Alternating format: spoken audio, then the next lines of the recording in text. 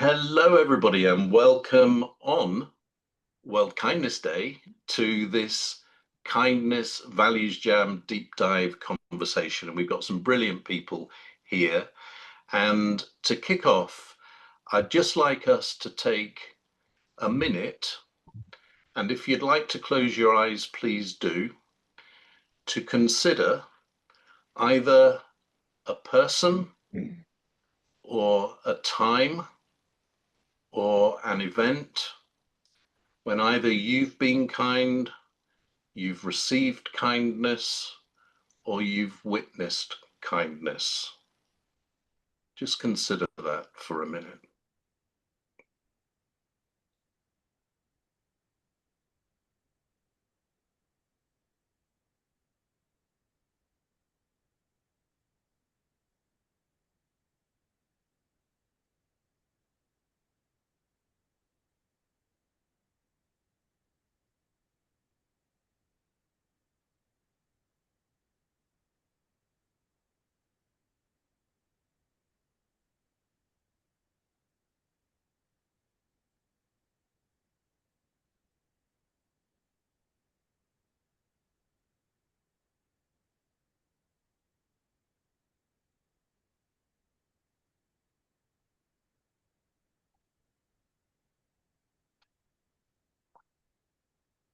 And when you're ready, come back to the screen/room.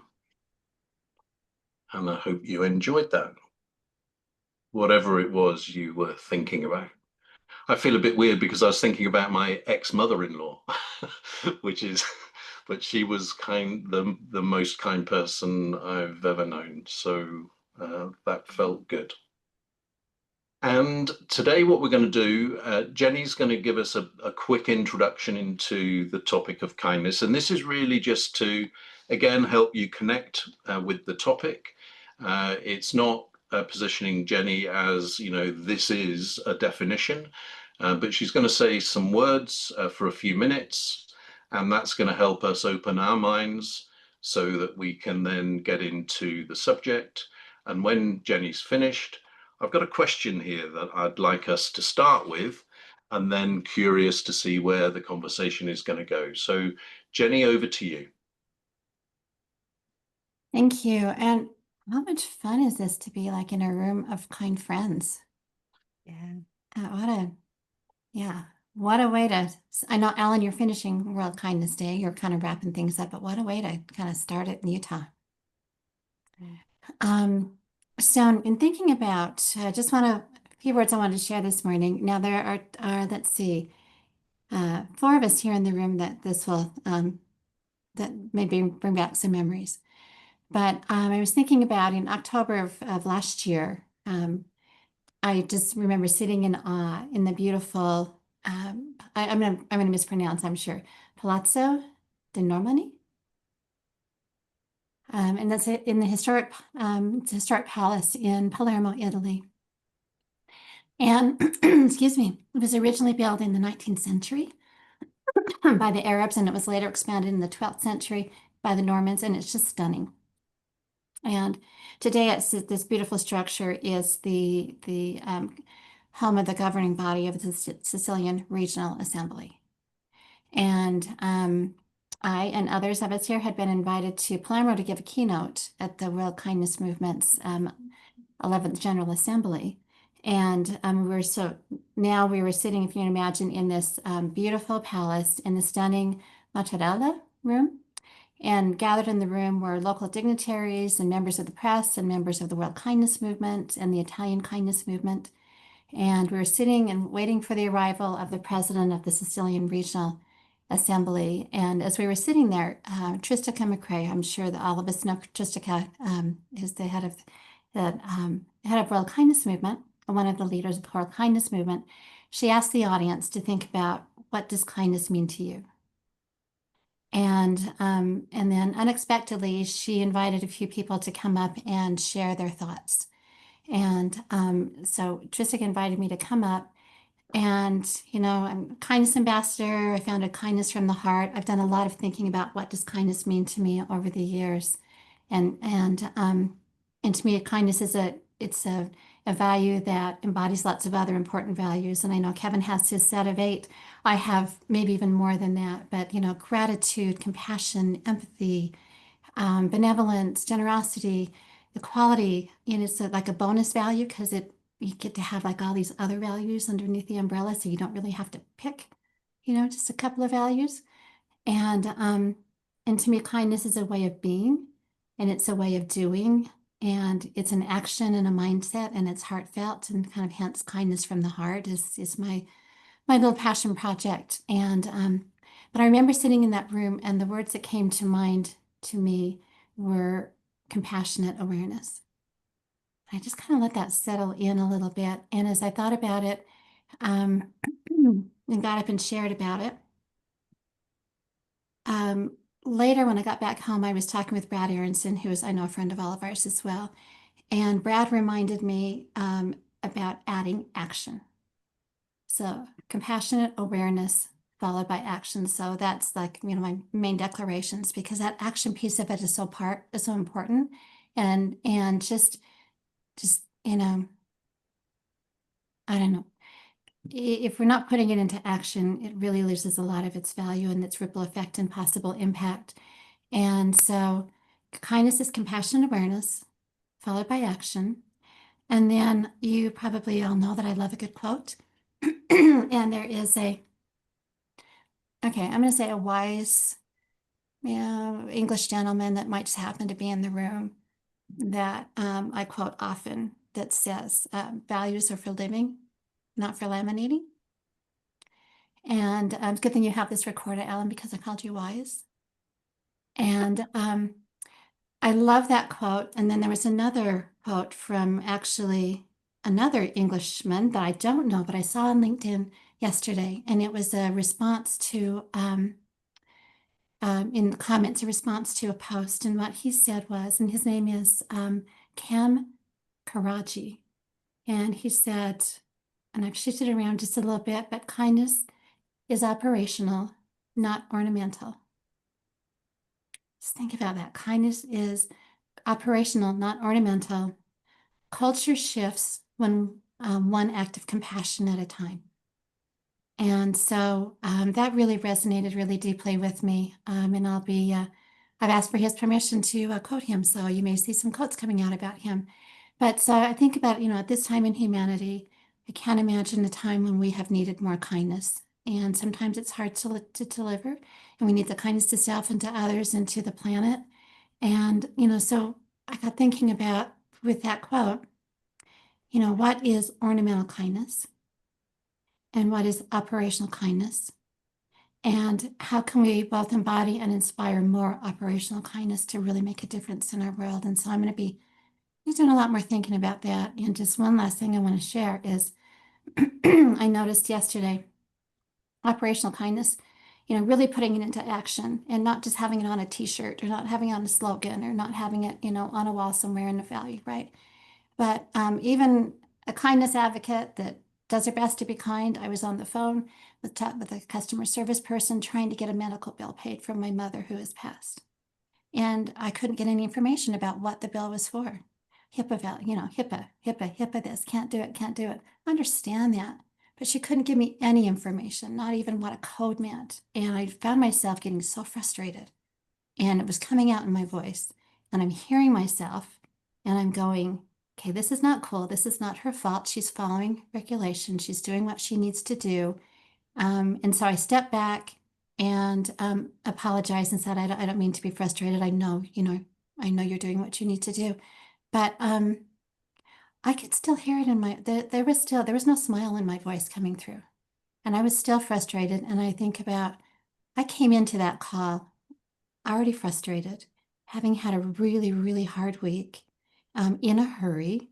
What could I have done differently to position myself to be in a better place to really put into this, use that operational kindness, and not just when it's convenient or not just when it's easy for me or if I'm in a good mood or something like that. So, yeah, so those are just a few thoughts I wanted to share and something I'm going to be thinking a lot about. And I'd love, I know, Alan, you have some things that you want to direct the conversation with, but would love to hear any thoughts or tricks of the trade. And because I think sometimes kindness is getting us more and more divided as we're becoming, and more stressed as we're all becoming. It's can get to be more and more difficult, but gosh, it's important. So you're on mute, Alan. Alan, you're on mute. I put it on mute because I am sure that was something very profound that we just. Yeah, well, I was just saying that we didn't rehearse this, but we couldn't have rehearsed it even any better than it started, because what Jenny's talking about here is how a lot of time kindness seems to be driven by individual goodwill. It's how Jenny was able to handle herself. And my question is the other side of that coin. So there's actually two. So there's the key question, and then there's a follow-up. So I'll say them both twice, just so that you can allow them to sink in. And then when you've done that, don't feel pressure to dive in. If you want to just reflect on it for a while, then do. Silence is absolutely fine. If you find that you're reacting in a particular way to what you've heard, just play with that for a while. Ask yourself, why is it that you're reacting in that way? And then when somebody's ready, and it, like I say, it can be after some period of silence, then please feel free to make a contribution. When you do, can you keep it concise? Because what we want to be able to do is get a build of thinking between us all, rather than listen to 5 minutes to one person and then 5 minutes to another. So concise input, listen to what people are saying, and allow our collective think to build. So if justice, education, and welfare are systems that society has built to sustain core values, what would it take to build a kindness system? And the follow-up is, what would the policies, institutions, and leaders look like? So one more time, if justice, education, and welfare are systems society has built to sustain core values, what would it take to build a kindness system? And what would its policies, institutions, and leaders look like?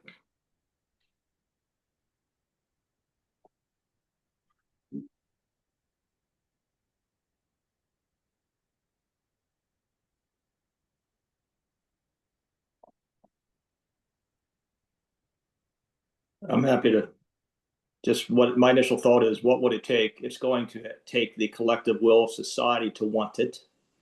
That's a necessary prerequisite, because if an institution, it won't magically materialize unless there's a demand for it, unless enough of us in our world community insist on institutionalizing kindness. And the leaders, those who would ultimately, hopefully, spearhead that institutionalization, must be those who lead by their example, who hold ourselves and others accountable to a higher standard, and insist that kindness is that standard. And it ultimately permeates education, justice, government, all the above. But the necessary prerequisite is there has to be a demand. Enough of society says we need this, or it's unlikely or difficult for it to happen.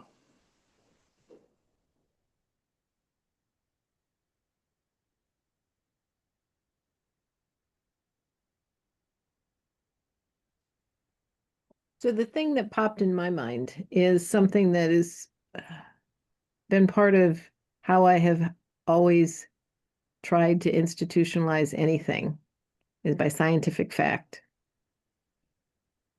We know that when people are kind, we know that when someone smiles at us, the endorphins, the chemical reaction, the positive emotions that cause our body to react a certain way leads to healthier situations. better communities, better culture. So for me, whenever I've gone up against anything that was sort of nebulous, kindness, it's a soft thing, go to the science, work toward the provable science that says when we are a certain way, good things happen. Man, there's a lot of different things that this makes me think about. I mean, being the Christian that I am, the first thing that my thought came was that, there's already a system in place, at least from the perspective of my church as an organization, that is all about kindness. I mean, it's all about love and kindness, and it's all about focusing on how we can help each other and lift each other and build each other. And the leaders in any organization, like Kevin said, I think they have to exemplify what kindness is and live it, and exemplify it by showing how kindness is made operational.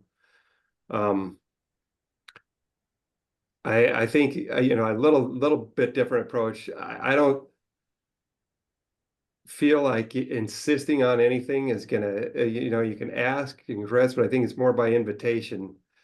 I don't, nobody likes to be forced to do anything. I don't think that's what Kevin meant, but coming from a little bit different approach of inviting and showing and saying, listen, we invite you to consider this, and here's the results. And you can have, from PJ's perspective, you can have, documentation, video. We've got all kinds of ways to gather evidence and show these are the outcomes that happen when you put kindness into practice. Here's the return on kindness, the rock, if you will. So, and I know that, I don't want to jump in and throw on the religious stuff, but it's something modeled after that kind of organization. I mean, it's all about people and all about lifting and building and strengthening people. It has to have that ethos to it in order to be effective, and be open and inviting, to people of all different views. There's some people who don't, I mean, to people of all different views, and approach it in a way that bridges divides, because there's people are going to have different experiences, different views, different thoughts. So you have to find a way to be able to transcend those differences. Sorry, I didn't make that concise, Alan. I'll be quiet now. You did a good job. I'll just add a short, it's a willingness to take a chance on doing something that's perhaps not happening already. Can you say a bit more about that, Susan? Pardon? Can you say a bit more about that? It's listening to the spirit and doing and taking that action, being aware of what you hear. When I listen to my spirit and I follow my spirit and I do what's not quote unquote normal, popular, but I know it's right because I know I'm being called. And that willingness to make something out of nothing, to take that chance, not for gain, not for expectation, not for any of that I haven't really thought through, but whenever I do like these funky projects that I do, it's because I'm called, and it's not monetary. It's not, and in someday maybe something will happen where I paid for something, but it's the willingness. It's the, I was thinking about this guy on the train last night. When I got on the train, I needed something with a cup holder, and the only seat was next to him, and everybody wanted their own seat, right? And he said, sit here. Because I said, oh, there's no cup holders. And he said, sit here. And I sat there and I chatted with him for a few minutes, and I was super, super crabby because I hadn't eaten and I was hungry and I wanted my drink and I wanted my food. But I started listening to him. And the next thing I know, he's telling me about what he's doing, and he's going to Wilmette and blah, blah, blah. And I looked at him and I said, this is not the train to Wilmette. and he had a job to do, and he ran off the train, and he was on the wrong train. He's like, wait, this is not track 10. So now I'm going on too long. But the point is, like, he had the willingness to offer me a space when everybody could have had their own seat alone. I had the willingness to sit with him. I could have had a seat alone, but because I sat with him, we each helped each other. I was less crabby, and he got on the right train. So now I took my short answer and made it long.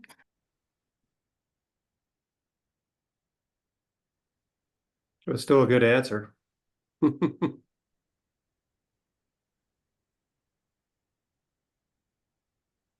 One thing that comes to mind, if I may, Alan, is it kind of overlaps some of our conversation, is I think there's what I refer to as confetti kindness. And then there's, Randy uses this term a lot, courageous kindness. And Jenny alluded to it when kind of how she phrased it. And, there's a lot of things that are kind, but they're fleeting. It's easy. But the hard, real deep kindness and courageous kindness, it's hard. And you got to be self-aware. You got to be strong. You got to go against societal trends that, and you got to kind of put yourself out there and be vulnerable. And it takes courage. And, a couple of questions, my brother-in-law brought this up last night, very short questions, but very profound. When he was tying it into the movement of kindness worldwide and the Q&A in the film, he asked the audience, he said, just ponder these two questions. What if, and why not? And, what we're really talking about, what if we could institutionalize kindness, and why not? And get inspiring people, because when I look at society and societal trends, Dr. Jen Fraser calls it empathy erosion, and it explains a lot of what's happening in our world. We're more connected in terms of technology, but we're losing connection, and we're losing empathy. We're getting desensitized to things that just aren't normal, like school shootings happening all the time. That never happened when I grew up. And it's now, it doesn't even seem like it makes the news, because here's another school shooting again. That's not normal, and we're losing empathy.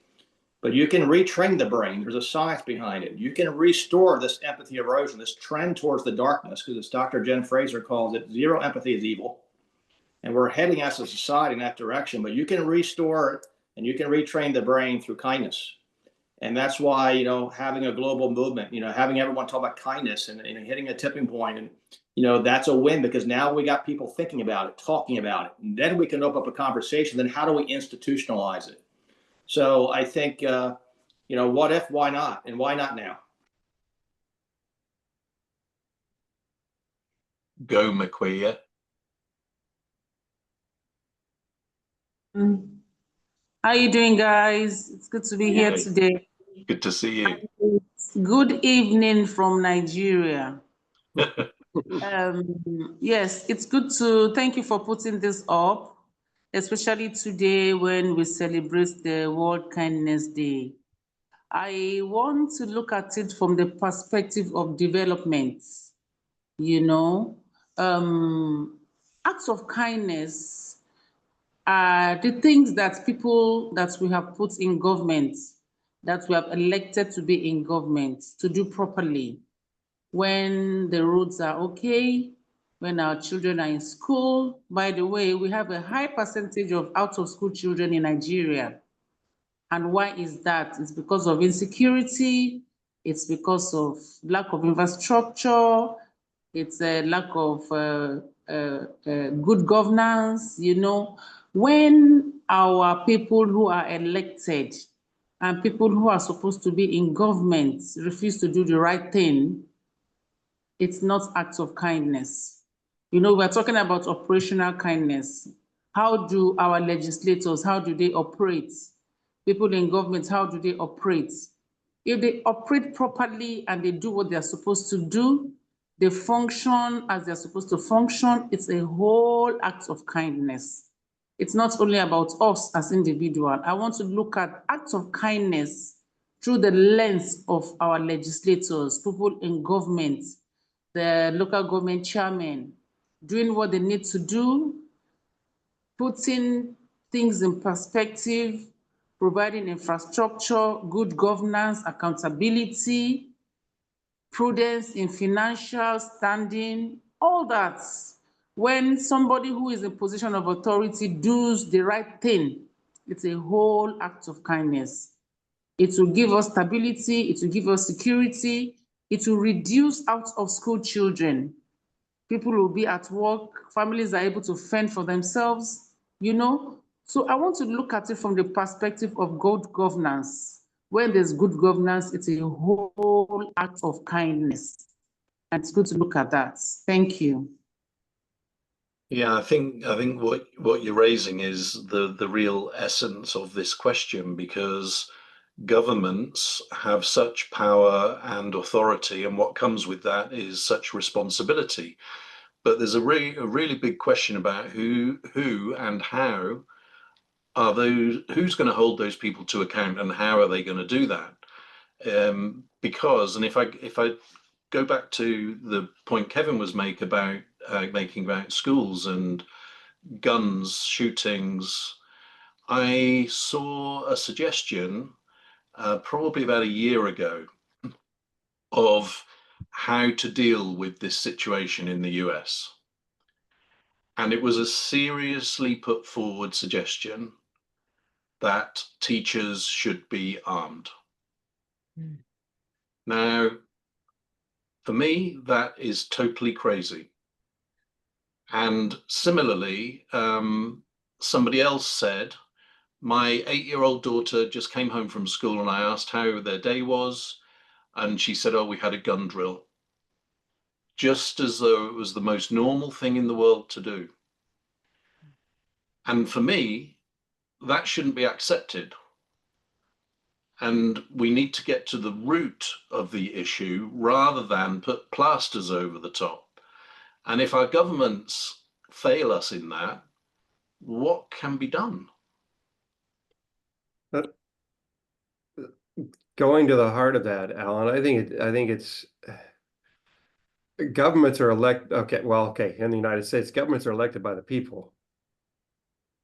And it's not the government, the government is going to be a reflection of the people that we elect, that we choose to elect and put into office, regardless of which political party it's for or anything like that. They're going to be a reflection of the people, and the people, the root of the issue is back in our homes, and the things that we're teaching there, at least for me, the things that we're teaching there, and the things that are being promulgated in what we're viewing, what we're ingesting, what we're sharing and saying with each other. If we're on anti-social media, and I call it that, I don't call it that lightly, but that's what it is most of the time, a lot of the time. And we're ingesting that and bringing that into our homes, into our lives, and where people are constantly talking about shooting people or taking out people that we disagree with or doing those other things, then that's you become what you think about. And so I think it comes back to people stepping up and taking responsibility for, what is being taught and how it's being taught. And that starts in the home. And if you don't have a home, if you don't have a father or a mother there, the family's, not whole, it's really challenging. But it starts well below the government. It has the root of the issue is well below where the government is. The government is just a reflection of people that we've elected. And if we're willing to settle for whatever, for them, whatever they're allowing, then it's not in alignment with promoting peace, that's on us. That's on the people themselves. That's just my thoughts. If I might piggyback a little bit on that, I think you're absolutely right. I mean, obviously, when I think of a culture of kindness, which is the vision of kindness worldwide, it's to create a culture of kindness in communities throughout the world. Well, community is a home, it's a school, it's a workplace, it's a town, city, state, government. All those things are communities. But it does start bottom up. It's bottom up, top down. But I think this is why, for me personally, I'm so passionate about getting this movement to a global tipping point where everyone's talking about kindness, because we look too much through a political lens. In other words, everything's looked through a political lens. Who's going to get the credit? Who's going to get the blame? We've got to look through things through a lens of kindness, because kindness is the one objective standard that everyone should be accountable to. People should not be accountable to their party and say, well, this is a Republican issue, this is a Democratic issue, or this is whatever. If we look at it through a lens of kindness, I think we have a better means of holding those who represent us to a higher standard, those, in families, schools, leaders, because it is the one true nonpartisan objective lens. And so but that can't happen until enough of us in our global community insist upon it. And, when we talk about accountability, if we have cultures of unkindness, I mean, we want to welcome everyone into this movement and be part of this hopefully this shift in our culture. But we do need to hold ourselves and others accountable, and really, when we see unkindness in leadership at any level, in government, we should be able to say, this does not pass the lens of kindness, and here's why. And that's why I get back to the 8 characteristics, breaking it down. But government is certainly part of the problem, but the homes and upbringing, there's so many things at its core. But if we get kindness and through that lens, hopefully we can create small changes to create big impacts. Oh, PJ, if you want to go, I have something too. So what I'm going with how do I prove this? I've spent 45 years working with the government. I'm just now no longer in the government. And so it gives you a certain mindset if you're going to get people to change. So the things that popped up was to Jenny's comment about a way of being. Okay. Now, to Randy's comment, the system of religion already has a way of being. But everybody has different religions. So it's like, well, it's their religion, not my religion, right? So we can't go into a certain, right? So if we go with a system of a way of being, and we think about health and success. So why in the 19th century did we institute brushing our teeth? Because if you don't brush your teeth, eventually they'll fall out. And now it's a way of life, right? So it was a health issue. So how do we look at this way of being as a health issue? The other is, the biggest trend right now is AI. Everyone, if you're going to survive the future, you have to know AI. And we have to get it in the kindergartens. And everybody's like, yeah, okay. So why is a new technology something that we have to teach, but not a way of being successful by being kind, right? And so I think if we move toward a universal understanding that health and success are universal, then we build upon that as, how does kindness create a healthy environment at home, at school, the guns, the whole issue of the health of our society. And then those that are successful, I mean, Jenny, to your comment about having stressful situations, some of you know that my husband's had leukemia for 20 years. He's survived. He was supposed to die in 2002. This is a remission ring that I put on the first go round to remind me every day to be thankful that he was still alive. I took it off for 10 years. It's like, he's alive. This is good. Just recently, I found myself being unkind to my husband who is aging, who is losing his memory and is having difficulty moving around. I still love that same man, but my body and my stress was being frustrated with the new things that we had to do. So I put the ring back on. Not that I'm thankful for his remission as much as I'm thankful he's still alive. And so these are things that we have to associate so that people say, I'm having a crappy day, but I've been taught that if I'm just kind to somebody, my day will shift. Those are the kind of things, those are the public service announcements that will get people going. You want to be happier today? Science tells us that if you open the door, or even the confetti kindness, right, will change your emotional setting. And that's, PJ, can I piggyback off what you just said really fast? Susan, I know you wanted to say something, and I'll make this really fast, but when you know what? My train just crashed. Go ahead, Susan. I got to rethink what I was just going to say. Go ahead, Susan. I was just going to say, and I really appreciate what you just added, PJ, and your experience in sharing that, because it's that vulnerability of being authentic and present, and the lack of judgment that, and you were judging yourself, and now it's, Yeah. and that's how we look at one another. Like, if we can take off that lens of judgment for a moment and try to understand, ask more questions, be curious, be curious for ourselves. Like, why did I react the way I just reacted? Why was I crabby on the train last night? I know exactly why I was crabby on the train last night, but I was not in alignment, right? Now I recognize that. But what I was going to say in terms of the general public in the political realm, politics has learned to manipulate through fear. And everything puts us in this fear, the fight, flight, freeze, or fawn mode, right?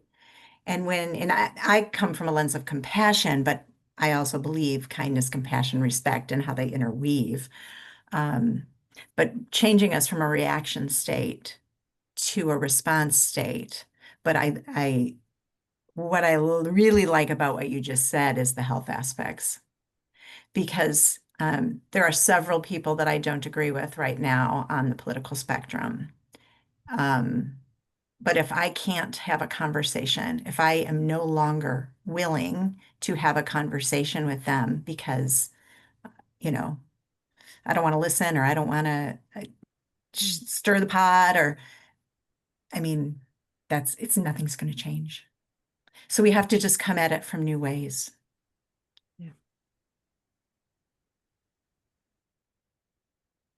McQueen. You're muted.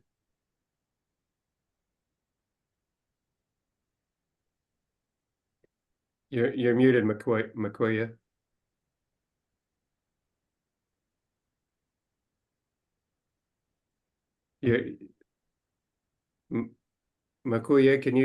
you're muted. We can't hear you. Okay, yes. Can you hear me now?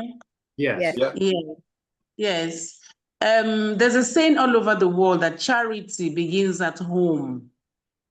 When there's a lot of love in the home between the father and the mother, the children will imbibe love. When there's kindness in the home, the children also will grow up with kindness. And we cannot give what we don't have. So there's so much acts of unkindness out there. Somebody talked about guns. I don't know whether it was Alan that talked about guns and carrying guns in America. In Nigeria, it's all about insecurity, Boko Haram, all sorts of wickedness and acts of unkindness. So can we go back to the drawing board? Can we begin to go to the homes, to our parents, to teach our children by acts of kindness that we imbibe within the home? Can we put it in the curriculum? Can we teach our children some courses on kindness? The way we teach them languages of other foreign countries, the way we teach them how to cook. Can we also put acts of kindness in our curriculum? Begin from the basics in the schools as the children are growing up. They are meeting acts of kindness. People are talking so many stories of kind things out there. In the home too, the father is kind to the mother is kind to the father. Of course, the children will grow up with kindness. So we can begin to go back to the basics. Let us go back home. Let us go to the foundation. A foundation that is strong will always stand, no matter what it is. So I'm looking at going back to the foundation, going back to the basics, putting kindness in our curriculum in schools and acting it out. It will go a long way. Thank you. And Jenny. Yeah, thank you. Everything that's been shared here so far resonates deeply. PJ, I love the reminder and sometimes we need the reminders, right?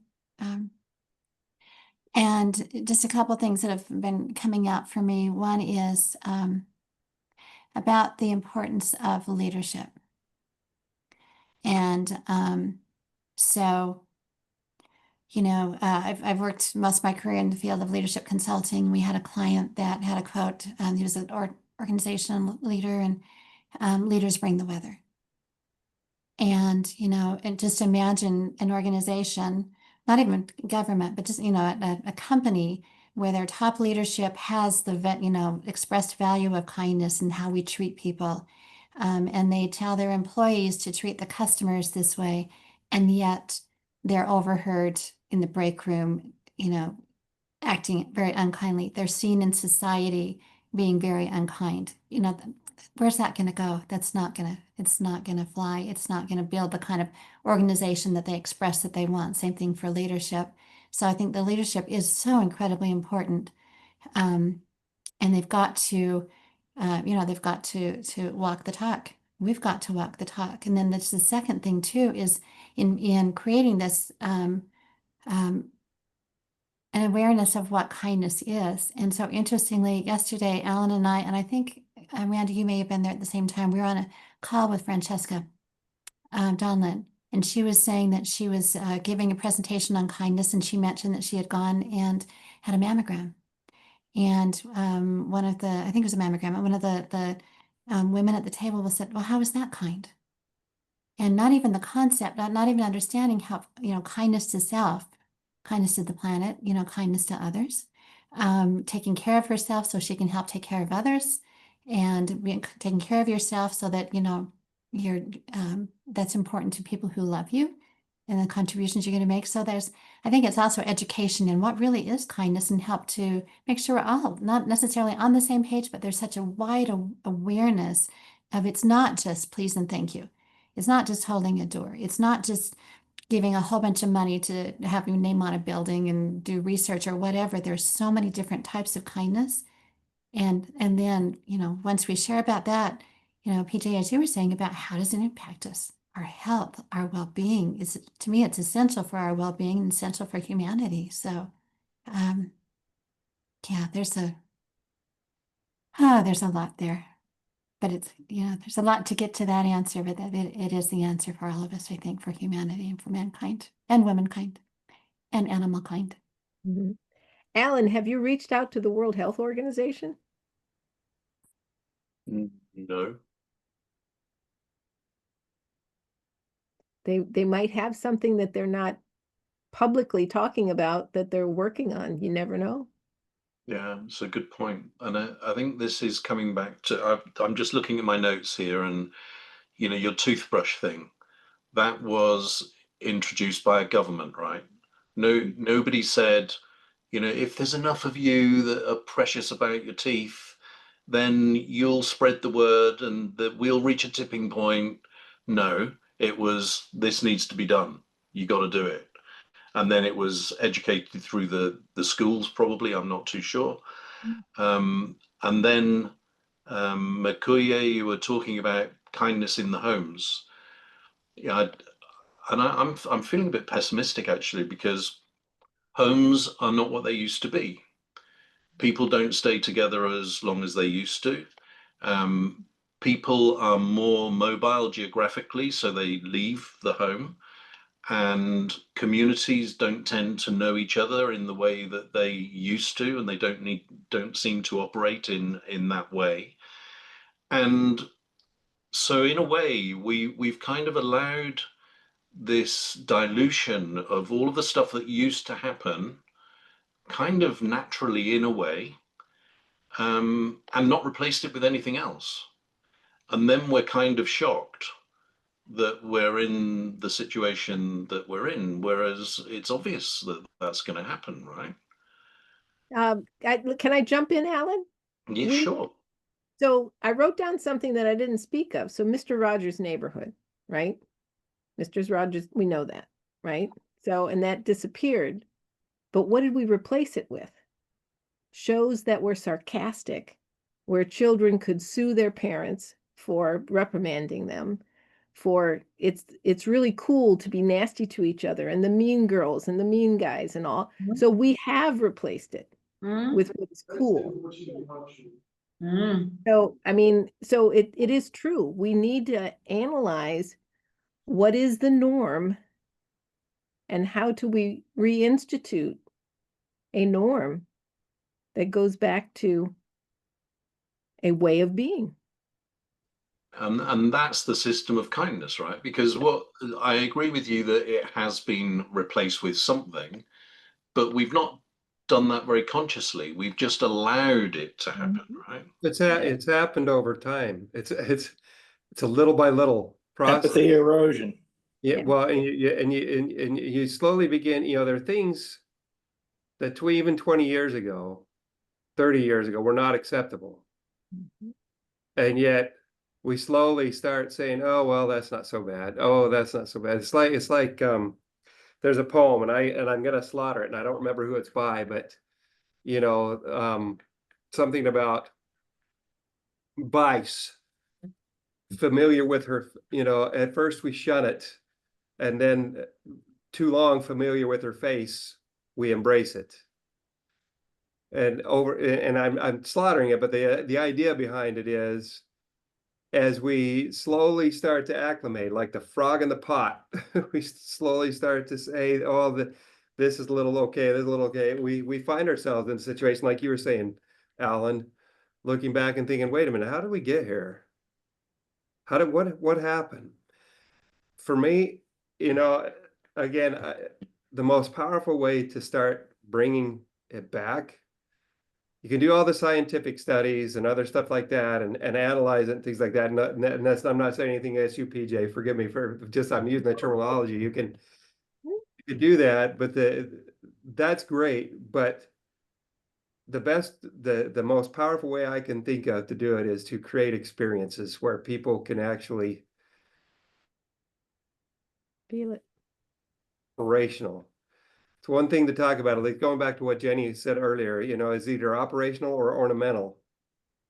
When you do things that help people to see what kindness in action, what love in action is like, and not just see it, but feel it, when they can come and participate and be part of it, that's when the magic happens. That's, perfect. Can I share just one little story? I know I'm talking a lot, but a perfect example. This last weekend, in America, American football, not soccer, but American football is a big deal, particularly college football. And there were two top 10 teams in college football playing this last weekend. One of them happened to be Brigham Young University, which is my alma mater, and another one called Texas Tech. And there was a story that ran. Texas Tech, when they're playing a big rivalry game, always does what they call Hell Week beforehand. And I don't know why it's called Hell Week, but it's because it's a big rival and everything. And they, maybe they heap persecution on their rivals through the media. I don't know what it is. But a story came out about one of the people at Texas Tech University. His wife had to have surgery last minute. He was a guy that's associated with their football team. And somebody created a GoFundMe to be able to help them to offset the medical costs and stuff like that. And somebody from BYU, an influencer that had gone to BYU, put out on Twitter, "Hey, Cougar Nation, this is what happened for this gentleman and his wife associated with Texas Tech. He's got a GoFundMe out there. How about we go and show our Texas Tech brothers some love?" Cougar Nation, and so they did. They started, he had a goal of raising $25,000. Well, within a few days, he was already up over $65,000. Wow. And all these posts on Twitter started appearing. Well, there goes Hell Week. How can you be mean to people who are loving on you? And a bunch of similar type comments like that. That's what I'm talking about. When we start actually making it operational, doing whatever activities we can come up with, service projects, whatever it is, where people can come together and be doing something, that's what's going to make the difference. That's what, experience it. That makes the difference. Sorry, I get on my passion parade. No, No, it's important. I mean, I love the fact that we've come together and we all have different ideas, and the answer is in the collective of all those ideas. Can I share now? Can I share? Yes. Yeah. Yes. Okay. Some acts of kindness when we were children, like 50 years ago, like 60 years ago, before I was born 65 years ago, in the grassroots, in the communities, in the African setup, we have brilliant children whose parents are not able to afford their children's school fees. And then we have people within the communities, they will go to the farm. Some will sell their vegetables, some will sell their yams, some will do menial work. They will gather money and put it together in a pool and send that brilliant chap to schools in the UK, in America. It was a communal way of living to help those who are not able to send their children to school. That was a fantastic act of kindness before I was born. And you find out that those people who got education through communal efforts, go abroad, study law, become educated, become graduates, and they come back to the community. They come and give back to the community. And they're also able to do their own acts of kindness with the resources that they have acquired. Maybe when they start working or they start becoming people that are responsible in the community. And you see them also giving back, you know, extending the acts of kindness. So it's the acts of kindness multiplies because of the kindness they themselves have received. Mhm. That was what we had many years ago before I was born in the communities, in the African setting, in Nigeria. But today, it's all gone. We don't have that again. You know, nobody cares about the other person, whether your child goes to school or, like I said, we have about 60 million out of school children. 6 million or thereabouts in Nigeria. They are not going to school. So you see, that act of kindness in those days had a way of multiplying, because Mr. A was kind to me, I'll be kind to Mr. B, Mr. B was kind to me. So it goes on and on, it begins to multiply. It's just natural. So I'm still saying we can go back to the status quo, what we had so many years ago, though we have so many challenges now, you know, economy is not so good, insecurity and all that. But we can go back to the status quo. It is doable when we put our minds to it, you know, even in our own individual homes, when we show acts of kindness to somebody, it multiplies and it goes on and on and on and on like that. Hmm. Thank you. Kevin, before you go ahead, I just want to make a comment, which is what Mkuye just described was a system. That wasn't individual goodwill. That was the way things work around here. That was what everybody expected, and therefore it happened. But I think that perhaps what's happened is that we have not adapted that essence to cope with the changes that have happened in the environment, and then it's been lost. So the question is, how do we have to do it to suit the context that we're in right now? Because the way that it used to happen won't happen now. Kevin. Yeah, what kind of ties in there? I mean, I get back to the two questions: what if, and why not? And I've said this for many, many months now. And this is part of the vision of Kindness Worldwide, which is not my nonprofit, it's ours. What we're trying to do and what needs to happen for all the things we're talking about to happen is a tectonic shift in our culture. Now, some can look at that and say, oh, that's a big goal. That you know, like we're doomed. That can't happen. We can take a defeatist attitude and say, well, we can't change our culture. That's a big ask. Well, if I did not believe that was possible, I never would have launched Kindness Worldwide. I wouldn't be doing what I'm doing, but we can do that and we need to do that, because if we don't change our culture, everything we're talking about is moot.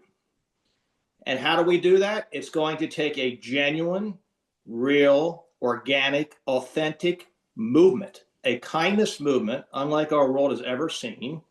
And there's various, I think there's a lot of energy now coalescing. The K20 being launched next May, bringing leading kindness individuals, advocates, organizations together to collaborate, furthering the movement. Alan, you and I have talked as well. I mean, the Harvard study, which many of you maybe have heard of, is it only takes 3.5% of a population to engage in a sustained campaign of peaceful, nonviolent resistance, which is what this is. Change has always happened 100% of the time when that occurs. We're very close to getting there. And I think the K20 could be a defining moment. But it's going to take, the culture will never change unless something is a catalyst. But I refuse to take a defeatist attitude and say the culture cannot be changed. As many of you know, I'm a big, bold, visionary thinker. I truly believe it's possible, and it needs to happen, because the alternative is not, there is no alternative. The direction that society is going is not sustainable. It's not going to end well. Now we have AI, which can further this empathy erosion trend. But I just bring that up because I think it's possible if enough of us coalesce. Once that happens, and we have a genuine movement where people talk about kindness, what's up with kindness? Now we can talk about institutionalizing it. We can talk about teaching in our classrooms. We can talk about the health science behind it. It is good health. I mean, the science is there, but no one wants to know about the science because there's no platform right now or catalyst for everyone to be talking about. It's like you're crying in the wilderness. So anyway, I'll leave it at that. But I do truly believe that there's a lot of energy building, and we can achieve that. I just dropped a link in the chat from an article that was sent out this morning about how a community, an organization called Wildly Kind, has gamified kindness, and it's actually very unique. I think it's a fun way to inspire people to be kind. So that's, and I'm not going to get into all the details, but they have a website thing set up with all kinds of different things you can do to make kindness fun and to inspire people to be kind. So that's another way to do it. And I also dropped in there just the same document I shared with you and Jenny yesterday, Alan, the courageous kindness ethos, and we've talked about shifting, the courageous kindness shift is what I'm talking about. We have to shift our vision, be willing to see differently, think differently, feel differently, listen differently, respond differently, if we're going to be able to make a difference. We've got too many people that are coming with, too many people, especially here in the United States, that come with like this instead of like this, with their hands open. They're coming like this, ready to duke it out. And how do you, that's not easy. It's tough. Courageous kindness is a challenge. I mean, it's basically we're asking people to extend love through kindness to everyone, regardless of the situation. And it's not an easy thing to do. So I'm sorry. Am I breaking up? Or is it just on my? Something's going on somewhere.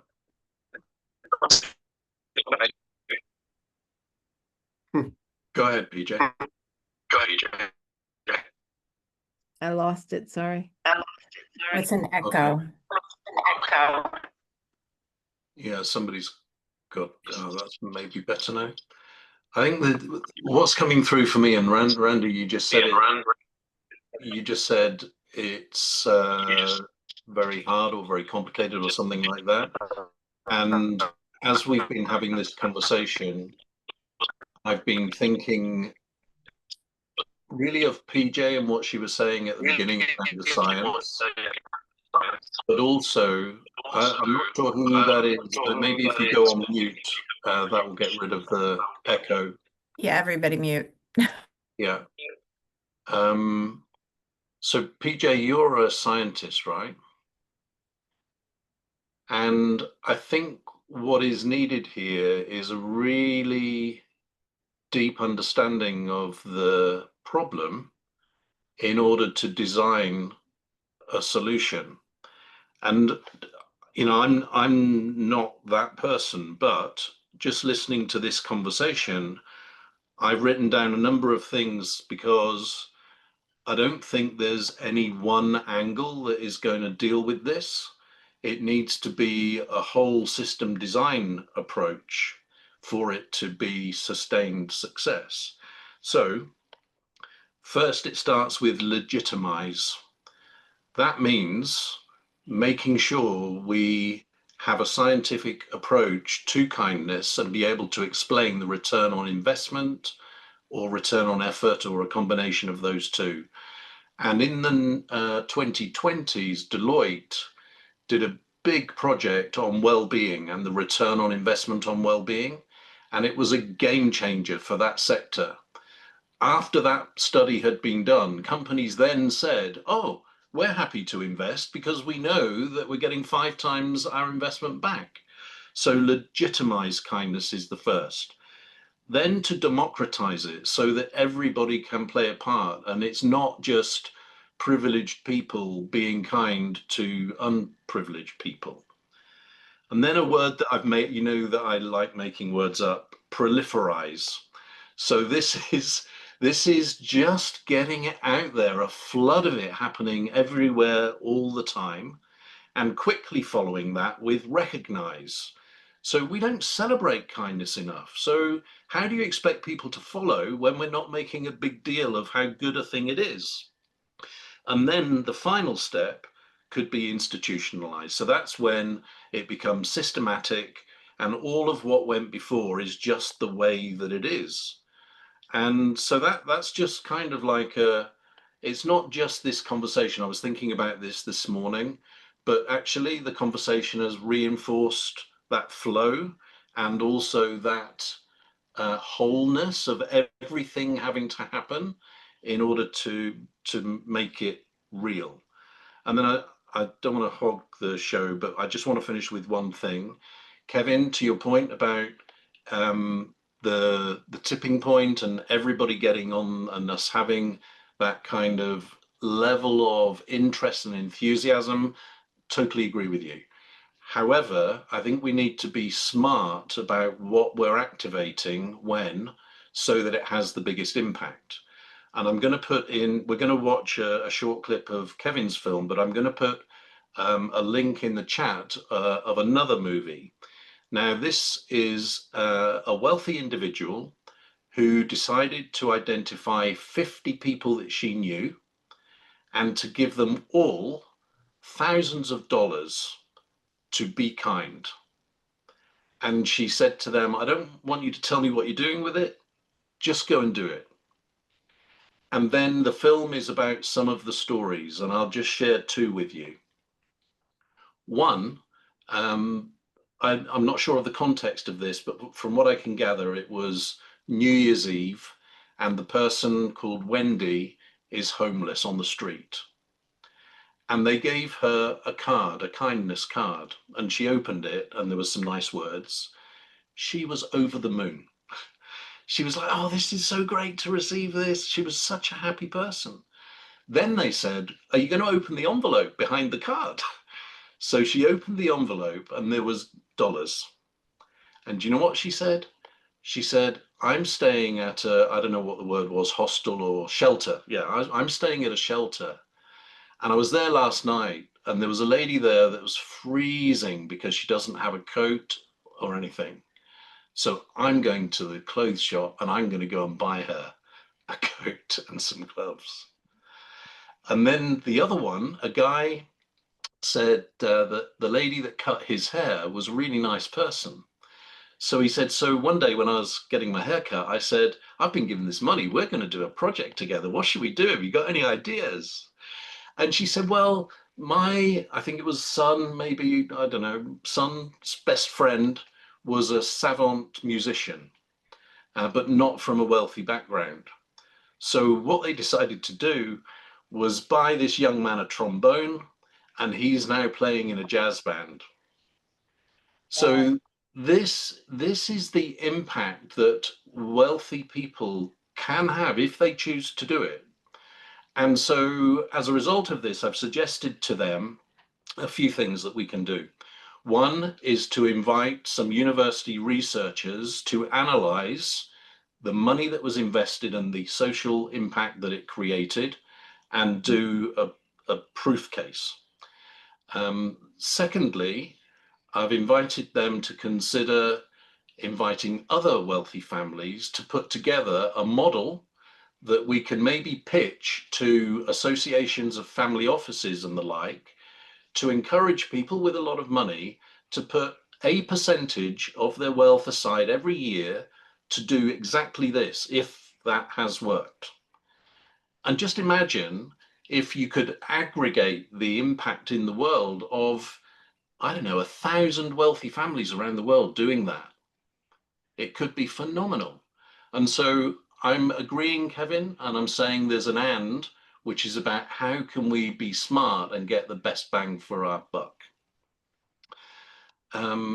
Now, there's no hands up, which is great because we're moving towards the end now. And what I'd like to do, because these Values Jam sessions are all about converting what we've experienced today into action in honor of the value that we're exploring, which is kindness. So my final question to you all that I'd love to hear from each of you is, as a result of this conversation, what are you encouraged to do different in the coming days about kindness?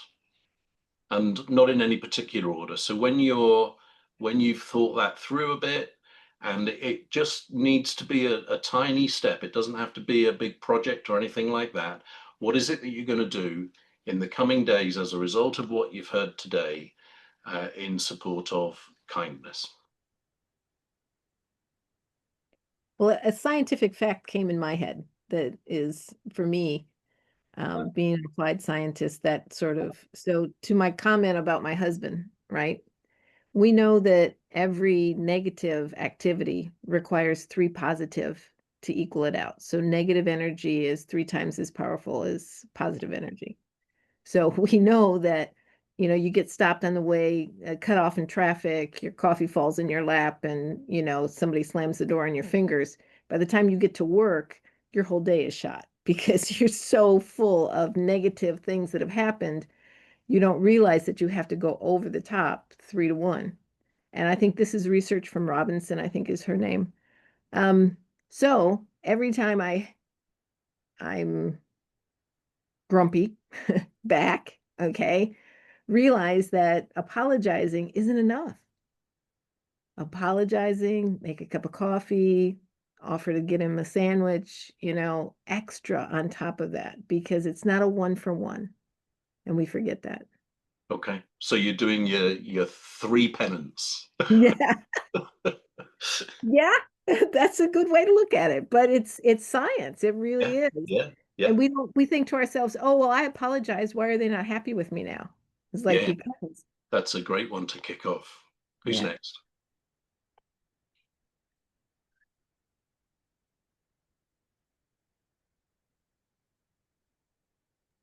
Randy, go. I'm going to be traveling to Utah on Saturday, and I've got, when I get to my brother's house in Pleasant Grove, I've got 1,000 Kindness Hero thank you cards waiting there for me. I'm going to go to University of Utah campus and to BYU campus and look for people being kind and hand out Kindness Hero cards and then give them an extra one to pass out to other people. So Randy, are you giving people 2 cards or more, or what? I'm giving them one for them being, for me noticing them being kind, and giving them another one to pass on to someone else to look for, or maybe 2. I might give them 2 more. Look for 2 other people who are being kind and give them a note. I really like that idea of retaining one and keeping it in your pocket so that every time you touch it, it just nudges you. Yeah. And like you say, another 2 to give away or whatever. Great. I actually give them 3. One to give one for them, and then one for them to give to somebody else with an extra one to ask them to go pass it on to somebody else. So you can create a little bit of a chain. So and we're going to do something similar at the K20. I'm not quite sure on the numbers yet, but I'm imagining even a a bag each, you know, that you need to go home and distribute. Yeah. Who's next? So I'll go. Thanks, Um, Susan. Well, so you reminded me, Randy, this isn't my thing, but I was given this by somebody whose child died, but he devoted his whole thing to giving out. I mean, he does all this stuff for children, and that's a long story, but that reminded me, he gave me this sticker. For me, it's the personal reach outs that, you know, I can post and I can do this and that, but when the difference comes is when I reach out directly to somebody and invite them to be part of whatever it might be that I'm doing. So I'm doing a compassion campaign right now. It's the personal reach outs is when I've seen somebody do it and I'm like, wow, that's an example of what I'm, you know, what can I do? And then they're like, oh, thank you for inviting me. And I'm like, oh, but I've been putting out all these posts. A post isn't a personal invitation. A personal invitation is a personal invitation. So I'll put it in the chat, no obligation. But I don't, that's what sometimes you got to do. So that's what I'll do, is more personal invitations and less just posting. Susan, just to reinforce that, a colleague that I work with, he's set up on his own 6 months ago. And he told me, yeah, I'm doing this marketing course that I paid for. It's, you know, got a lot of really good stuff in it. So last week I said, hey, how's it going? He said, the marketing course, really interesting, lots of good things going on there. I said, okay, how's business? And he said, yeah, I've got 2 inquiries recently that I'm dealing with. I said, where did they come from? And he said, one was a guy that I went to school with, and I've just caught up with him. And then somebody else was somebody I met at somebody's wedding. And so it's just to reinforce your point. Who's next? Jenny. I'll jump in. Yeah. As a direct result of this call today, I am going to I have a reminder with me about getting myself in a place where I need to be and continue the personal work, but really, whether it's pausing and breathing or thinking about when I'm in the midst of an extraordinarily difficult time in my life right now, personally, within my family system. And so years ago, I bought, those little, the rocks that have been shaped into a heart and polished, and they're just really beautiful. I have a bunch of those, and I'm just reminded that, like you, PJ, with the, with the reminder on the ring reminder, I'm gonna keep one of those rocks with me, and just remind myself to get into a space, a better personal space, before I'm interacting with folks, and let that just be hanging around to remind myself that to let the genuine kindness come through, not just the difficult time when I'm trying to be nice and I'm trying to remember what I tell everybody and what I try to preach to the world, but to help bring it home, because that those reminders can really come in handy. Jenny, to you, I want to say my love. Even the kindest of us are still human. Yeah. Mhm. So true. And you can't, I have never been able to explain how powerful those reminders / nudges are. Yeah. It's incredible. And it's because we live busy lives, right? So it's so easy to be distracted. But when you put your hand in the pocket and your stone heart is there, or your coin is there, or your kindness card is there, it reminds you and you do it. Who's next? Kevin. Speaking of reminders, this was in my pocket. It's been in my pocket for the better part of 15 years since my mother passed away. Small stone, has a cross on it. My mom carried it with her during her cancer treatments. She passed away over 15 years ago.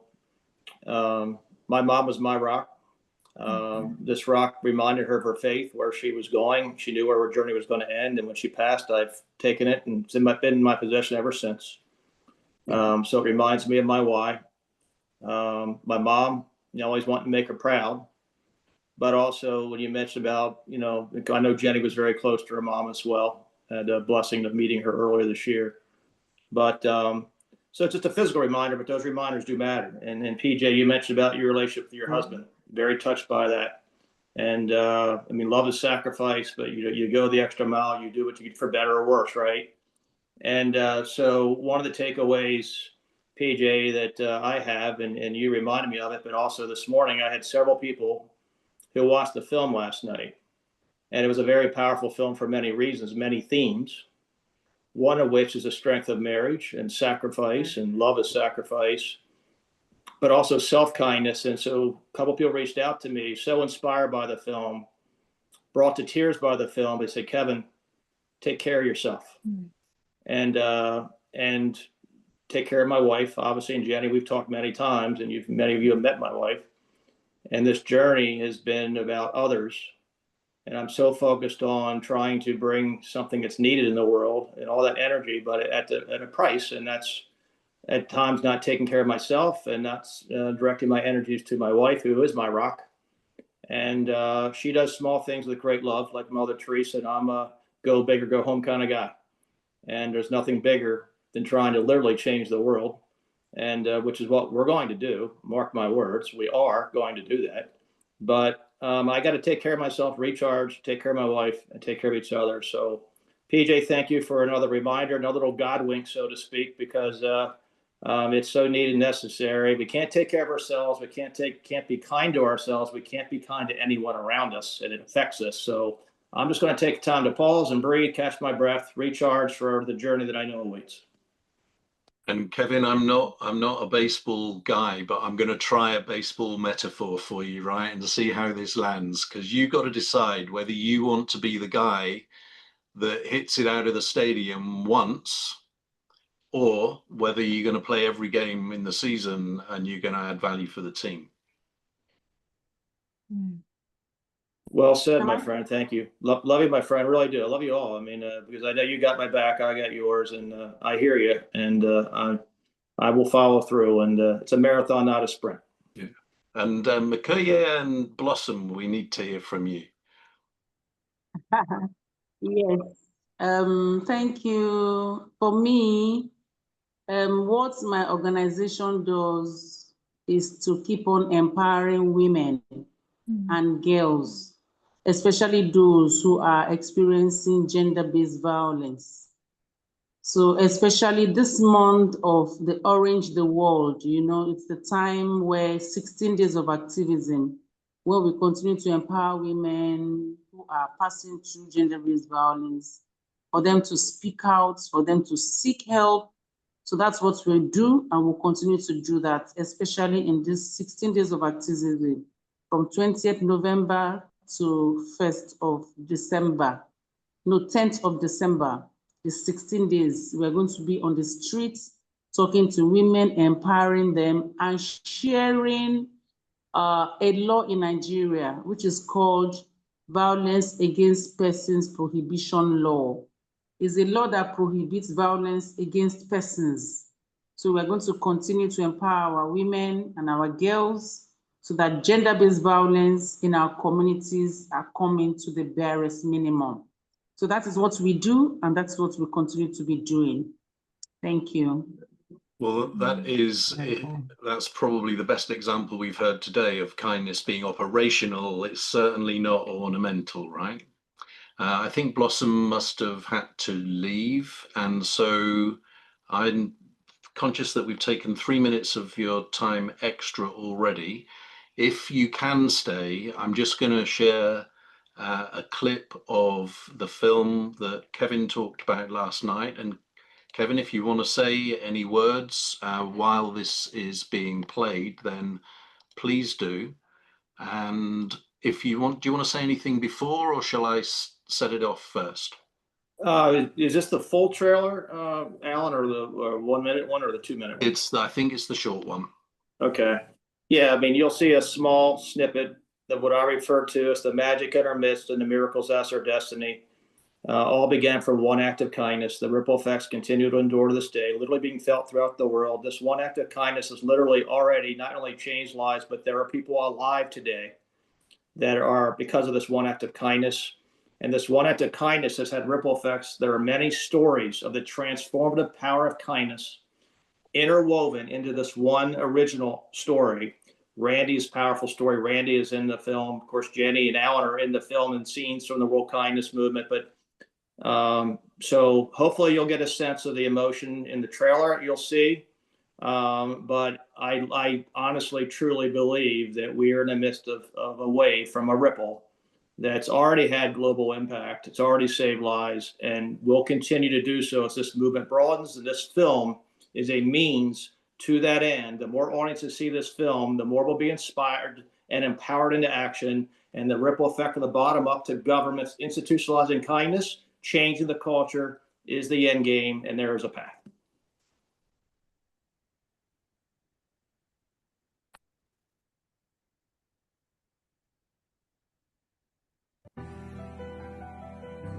Every moment matters. Every interaction is an opportunity to be the reason someone believes in the goodness of people. The universe has its ways of manifesting magic at a time of its choosing.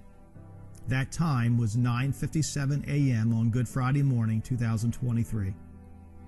For such a time as this is the endearing story of two strangers whose lives were forever changed through fate and circumstances, and a simple act of kindness.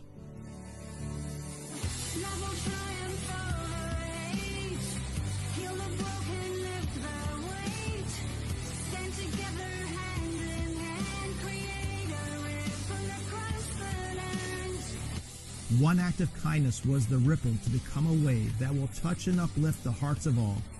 A mere desire to say thank you in a more meaningful way became an adventure of a lifetime, and so much more. Pathways miraculously opened to make a meaningful difference and turn a moment into a movement to change the world through kindness and inspire kindness worldwide. With passion and purpose, and an unwavering belief in the heart of a community, all is possible when you believe in the I'm possible. If something so magical can happen in one community, it can happen anywhere and everywhere. For such a time as this is our story. It's proof that no act of kindness is too small to make a difference and change a life, and that anyone can make a lasting impact and even change the world through kind actions. Why not us? Why not now? We invite you to write the future chapters of our story with us. This is our moment. This is our time. Believe the goodness. See the magic. Be the reason for the miracle to come. The pen is now ours to write the most beautiful chapters yet.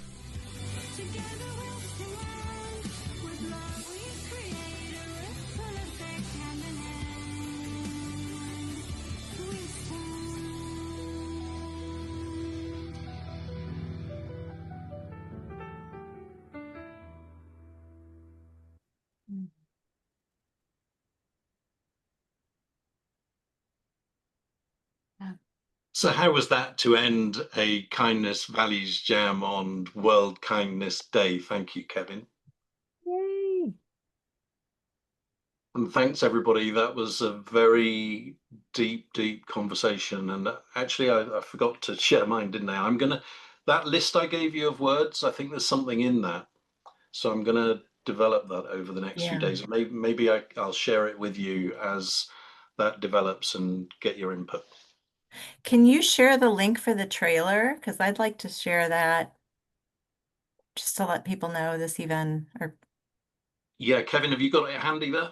I don't, but if you go to the website, Alan, maybe there's a link. If you go to the website kindnessworldwide.org, Alan, there's a documentary tab, and maybe you can share that link. I'm not the best in technology, but or if you forget, or kindnessworldwide.org. Okay. And then there's a tab that says documentary. It has that trailer you just saw. There's also some other trailers for the film. That was the main trailer. And there's some other smaller versions, but it's all on the website if you don't have the link. I've got it. So hold on. Love it. Oh, go ahead.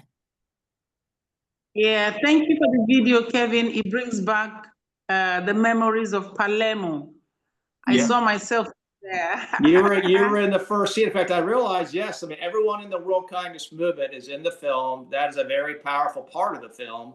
And so, Jenny and, and Randy and Alan and McEway, you were there. And it was a magical time in Palermo, and it was a magical moment in this journey. And last night was another magical moment in this fascinating story that we're all going to be writing together. The most beautiful chapters are yet to come. I'm convinced of that. Can you please reshare it? Can you reshare it on the platform? I'm sorry? WhatsApp? Can you reshare? Oh, share the trailer on the WhatsApp? Yes, I will. I'm not on WhatsApp much, but I will go in and I'll share that to the group. Okay. If not, remind me. There's a lot on my plate. My brain is like an oversaturated sponge. But I will certainly try to do that, because everyone in the World Kindness Movement, this is part of it. We're elevating World Kindness Day with Kindness Week worldwide, and this film is trying to showcase all the kindness in the world, of which the World Kindness Movement is a huge, huge part of.